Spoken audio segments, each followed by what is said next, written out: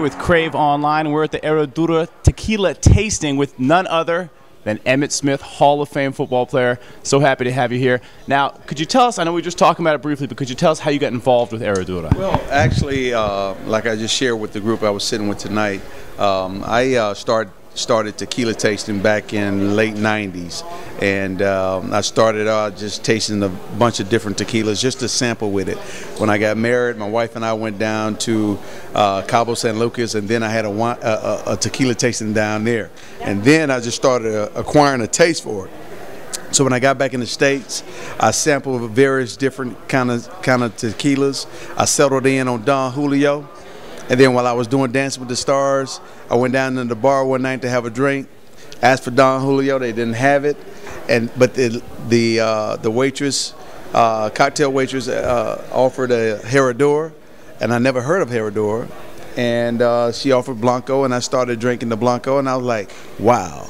I acquired a taste for Blanco and Herradura, and I started going with Herradura from that point on. Now I got to ask you, a lot of people like to mix, you know, a little drinking with their dancing, and you obviously did phenomenal on Dancing with the Stars. Congratulations. Did you ever have just a little nip before just to warm up? No. Always afterwards. Okay. Never drink before you go and perform. Safety first, right? Safety first, then drinks afterwards. So just drink responsibly and do what you're supposed to do what's right, be within the laws, and everything will be okay. Now, I know we were talking earlier, and you talked about your own barrel that you have at home. Right. Now, could you tell us a little bit what's your favorite kind, what drew you to it? Well, what really drew me to the barrel that I selected, I wanted to get closest to Selección Supremo. And so when I went down to Casa Herradura and I had the opportunity to select from 3 different barrels, all 3 barrels were Reposado. And I wanted to get my barrel as closest to Selección Supremo as possible. I selected a barrel that was a notch under Selección Supremo. And so I think I got me a very, very fine tasting tequila. We're here at the Herradura Tequila Tasting. I'm with David Page, the Public Relations Manager. Now, David, can you take us through what exactly is going on today? Sure. We've launched recently a new product. We've got a double barrel Reposado tequila. Now, what does that mean? Because I don't know what that means. Sure. It's a totally unique thing. We're one of the few companies that actually offer a barrel of tequila to customers. So a couple different things that you can do. One of the coolest experiences, obviously, you can come to a Matitan, to our distillery, and actually sample 3 different barrels and then select your favorite tequila. And those tequilas, really interesting. They're all aged 11 months, like a regular Reposado, but then we take 1 more month and put it into a brand new barrel, so it gets a really different character. So each one of the tequilas that comes out is unique. So when you take that tequila home, you got something that no one else has. And so people are actually buying entire barrels. They are, an entire barrel of tequila. That's a lot of tequila. It is. It's about 240 bottles of tequila. Now, I got to ask, do you own your own barrel? I do not currently own my own barrel, but I would love to. You're saving up? That would be great. Heck yeah. But now, where the distillery is where? In Tequila Country, Mexico? Where exactly is that? It's in a small town called Matitan, which is really the home of tequila. That's where it all kind of started. Okay. So Casa Herradura has been around since 1870, 140 years.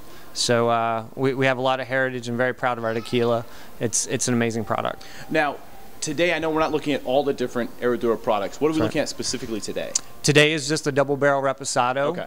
What we're doing is tasting basically 3 different barrels so that you can pick up the unique characteristics of each one of the barrels to see how the difference in putting it into a new barrel, how that barrel breathes, how it was aged, and kind of what that character, how it changes the tequila to be something unique. Now, in the tasting of the tequila, what is the steps of the tasting tequila? Sure. tasting a tequila, it's kind of a personal thing to yourself, but obviously nosing a tequila is a good thing. You know, starting out with a snifter glass and or a shot glass, you can do it that way. So first thing is you want to get the aroma. That's right. Okay. Want to get the nose, get what the smells are. Especially in a reposado, you're going to get a lot of cinnamon, you're going to get vanilla, you're going to get caramel, okay. And you obviously are going to get some of the agave. So you're smelling for those unique items, and then obviously the taste. You know, kind of let it sit on your tongue, get the mouth feel, and then obviously kind of as it goes down, kind of how it feels, you know, all the way down, that warmth. Now it sounds almost like you're tasting wine.